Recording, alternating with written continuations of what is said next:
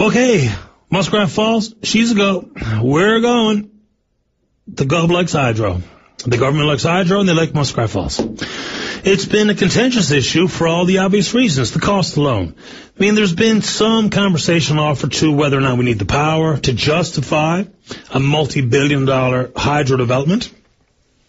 Many people don't agree or don't believe a government's assertion that that amount of power is required, whether it be for residential, commercial use on the island or to support mining expansion, industrial use in Labrador, whatever. You want to talk about that part of it, let's go for it. Today, so far, is the legal document being signed between Emera and Nalcor for their partnership in the development of Muskrat Falls. That's a done deal. Curious enough, they've struck a deal. There's not much to see outside of what the original term sheet was. Not a whole lot of new stuff to discuss. There are some details. One of them glaringly not associated with today's announcements, cost.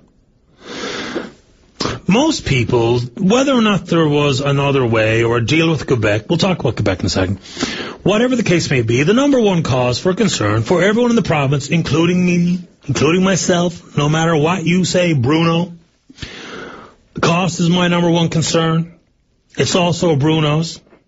Even though the Sierra Club and other environmental groups, you figure that the environment and climate change and the clean energy provided by hydro would be the number one concern. No, points of law and capital financing is their expertise. Not.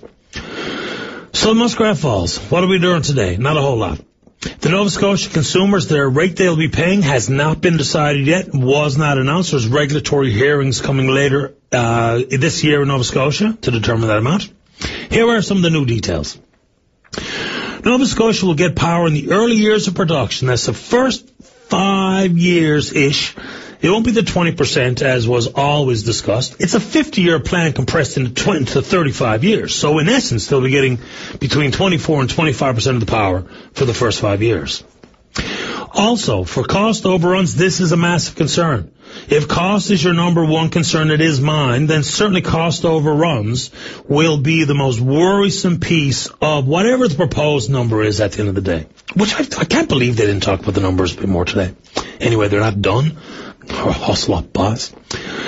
Okay, Nalcor will cover 100% of any overruns related to construction of the dam and the transmission lines within our province, inside of Newfoundland and Labrador. Emera's going to own a minority share, 30% of the transmission assets linking Muskrat Falls to the island's power grid. Good deal for them. Listen, Emera makes off like a bandit. Doesn't mean it's a bad deal necessarily, but certainly as a private sector company, Emera is in a good spot here. Very, very solid position.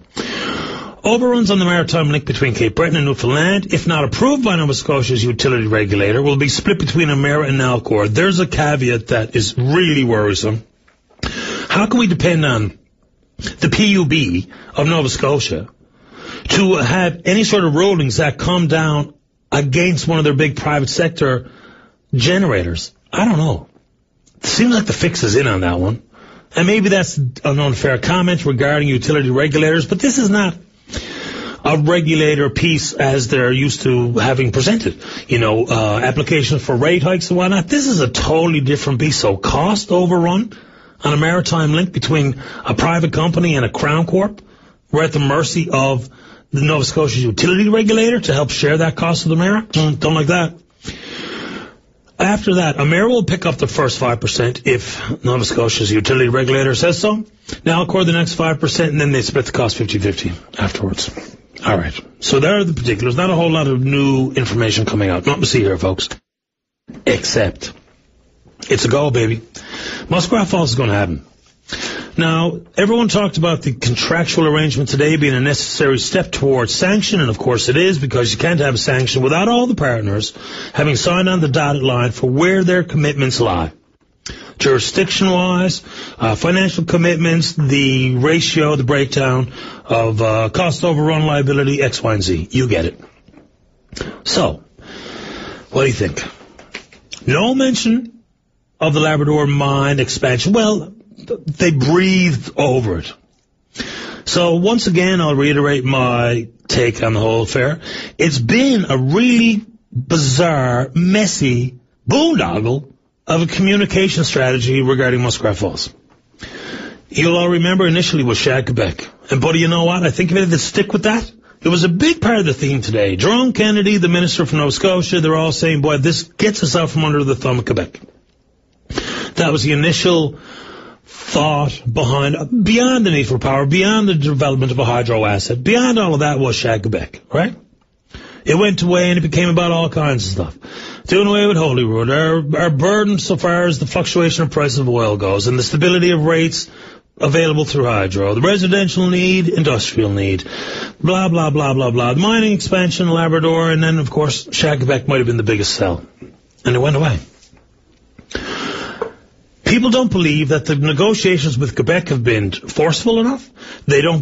Some people don't believe they've taken place at all. You know, it's a legitimate question as to what has been the negotiation, the meat and the bones of the negotiation with Quebec. What were we looking for? What was their position? Was it straight up no? What were the financial arrangements being bandied about? We don't know. And it's important to know. What we do know is that the province of Quebec has been an obstruction towards our hydro hopes, the development of assets, the revenue generated by the Upper Churchill, and potential revenues, if ever, at the Lower Churchill site. But boy, oh boy, they've been complete bastards to deal with, right? I say that under my breath, you know what I meant. So what's going on with Quebec? Don't know. Labrador mines, always going to be in contention. It's always going to be part of it. Part of the reason why Williams is suing a couple of folks is because of the assertion that people are padding their pockets through bad behavior, corruption, criminal activity, collusion, things of that nature. I've dismissed them. Some of the big shots that come on here shoot their face off like they know what they're talking about. They won't stand up for the things they've said, Bruno, saying that I said it. When I, of course, dismissed that. So I no longer treat you as a big shot. You're a bluff. And what else do we got? The Liberal Party today issues a news release and says, it's a bad deal for Newfoundland and Labrador. They've always been fairly careful. There are lots of good questions asked by the Liberals and the NDP. All relevant, all required, critical questions, in my estimation. But never really came out and said, this is not the project we should be going for. This is a bad deal. Straight up. But today it is. I find it curious. Not much different from the term sheet. All the things we knew that was involved between Emera and Nalcor. Nothing's really changed. We don't have any costs to sink our teeth into, to debate, to break down. So what's changed to make it today? The Liberals say, bad deal. They are hanging their hat on the fact that this is, in essence, their words. I might as well quote Liberal leader Dwight Paul. In essence, ratepayers in Newfoundland and Labrador will be subsidizing power rates in Nova Scotia and New England. How can that be good for people of the province? It's a fair question. But of course, and I'll just throw this out there because these are the words the government and Nalcor have used, Muskrat was, the presentation they were using that Muskrat is viable without Emera, without the federal loan guarantee, without the sale of power. Muskrat was never costed using these additional pieces of the deal to make it and to sell it as a viable option. Whether or not you believe it, it's up to you. I mean, you can call the show, say whatever you like. But today, the Liberals are saying it's a bad deal for the province. Based on that alone. I find this a significant change. Does this mean that we can look forward to the Liberal Party voting against Muskrat Falls in the House of Assembly? I don't know how it can change. That certainly says it all right now. It puts a couple of the Liberal members in a precarious spot, make no mistake. But then what do we really know about the long-term future of some of the Liberal members? Yvonne Jones, for instance. I think the people in Yvonne Jones' riding would like to see Muskrat Falls go ahead. Only my own opinion.